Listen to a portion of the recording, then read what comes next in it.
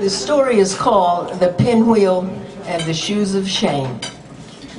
It happens a few years ago that my business was going down the toilet. With my work, I was a program evaluator and researcher, and with the government cuts and with somebody owing me $90,000 for many years, I was going down the toilet, right? And so a friend said to me, well, look, Marylee, just get a job, just get any job, you know, to just keep you going until something happens. And so I thought, well, okay, I'll do that. And I started looking around for a job. Well, you can imagine the transferable skills I had. And I had a friend, though, who worked at the P&E for several months out of each year. And she said, you know, they need everything at the P&E, you know, they need everybody. And so I looked it up on the net. And they do have all these kind of jobs you'd never imagine, you know, and I don't mean up where the merry-go-rounds are, I mean all the other grounds, right? And so I thought, what job do I apply for, you know, that like I could get? And security came to mind, as it does for so many people. And also, though, what made it interesting to me was it said graveyard shift. I didn't even actually know what a graveyard shift was, but I thought, you know, like, and then I found out, you know what it is, right? Midnight till 8.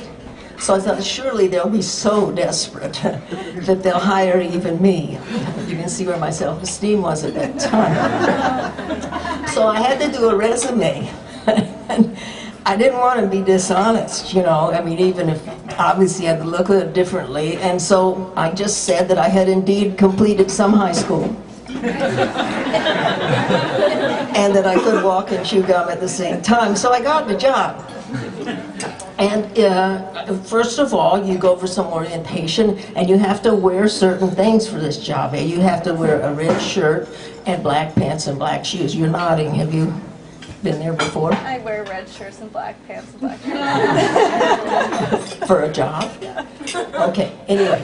So they give you this red shirt, and it's that kind of just woven stuff with a collar that kind of folds over, you know, like Tiger Woods wears, only they cost a lot more. And the red tag with your name on it, and if you do not return that red shirt and that red tag at the end, you do not get paid. And then I could manage, they expected you to, I could manage the black pants. But it was the shoes that were a problem. Because I did not want to go out and buy a whole new pair of shoes for a job I hoped I would never have to do again. And also just the money.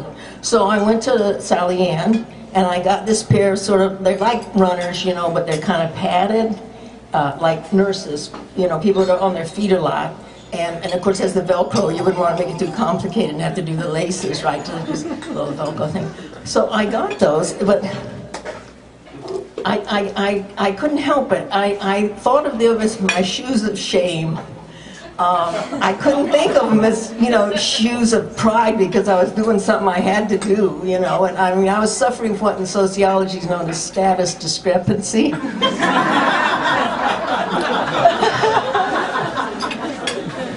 But I got them, and then they started the work, and the work was really, in its way, quite interesting. And I said to myself, Marylee, this is not a research project. You got the job because you needed the job. This is not a research project. But you do notice things. But anyway, it was interesting. First of all, I was placed in front of, my job was to be in front of the dream house.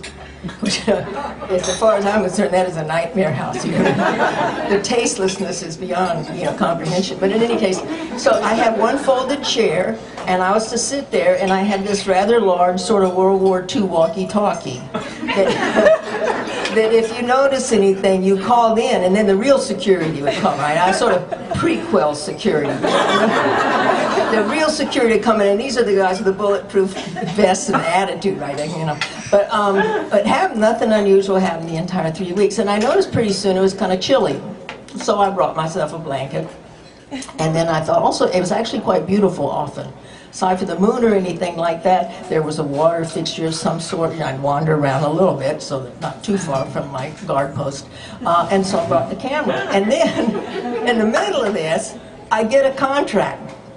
Just, you know, you wait months for these things, you never know you're going to. So I get this contract, so I go, okay, so I bring my laptop, and I get another folding chair. So there, I can sit there like this. And I mean, where else do you have 8 hours of uninterrupted silence to write a national study on injection drug use? I mean, just right there, you know. And then there was this little sort of supervisor guy. I mean, he was actually little. I'm not just belittling him. He was little. And he couldn't figure out what to do, you see, because he was very rule-oriented. But there was no rule that said you couldn't have, you know, a blanket, a camera, a laptop, and another folding chair. Then I would go on my breaks. I would go into the big house where they have all of those sample things, you know, like how you can make corkscrews out of carrots. And when you take it home, it doesn't work, just like IKEA, you know. And that thing was completely carpeted and just huge. If you've ever been in that, just huge. And so it had to be vacuumed every night. And the vacuum had a blade or whatever about this wide. And it took 2 people, the entire graveyard shift, to push that thing all the way around. And it was 2 young women, 18, 19 years old. And one morning, as I was going out to clock out with them, one of them says, "Well, time to get the kids ready for school." And she slept even before she got there. She sure didn't sleep during. She's going to take those kids to school. Does she sleep afterwards? I bet she had another job, you know. So I started noticing who the workers were. And the workers were of 2 sorts. And again, this was not a research project, but one does see patterns. And they were either very young, because you could be as young as 16, very young, often immigrants, very limited English, or they were older, okay, like my age, a little bit younger, whatever, but older people who had all the marks, you know, of poverty, okay? You could see they hadn't had the best food, certainly hadn't had the best dentistry, et cetera, et cetera, et cetera. And I heard some of them, it was the only job they had out of a year, some of them. They knew that they could get that 3 weeks and get that money. And one day, as I was walking out, I saw one of the women, the older women, and she had 2 pinwheels, you know. Well, I don't know what the other name is, but we'll call it pinwheel, okay? And it was really nice. There wasn't those junky ones that are all plasticized and shiny. No, these had a really nice wooden stick, and the mechanism worked. And each of the pedals was, you know, like rainbow color, and a really high quality plastic. They actually looked like some kind of craft sort of thing. So she's got 2 of these, you know. Woman easily 50, 55, and I say to her, thinking of my 5-year-old grandniece, "Can I have one of them?" And she looks at me just for a second. Just for a second, there's a pause. And then she gives it to me. And so I go home that night. I'm having trouble with the key. I just drop it on the ground in my patio. And it's been there ever since. Because at some point I realized, of course, what the hesitation was. That probably for once in her life, she was able to give her couple of grandkids a present the same time, both of them, and something nice.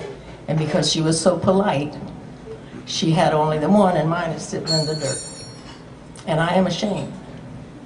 And then the shoes, my shoes of shame. I refused to get rid of them. I thought, no, Marylee, you cannot go into some kind of denial again. You still can't do that kind of thing. You did that, you had to. But I will say they are the furthest back in the closet of anything I've ever owned, right? So I never see them, no one else also will ever see them. And I am ashamed. Thank you.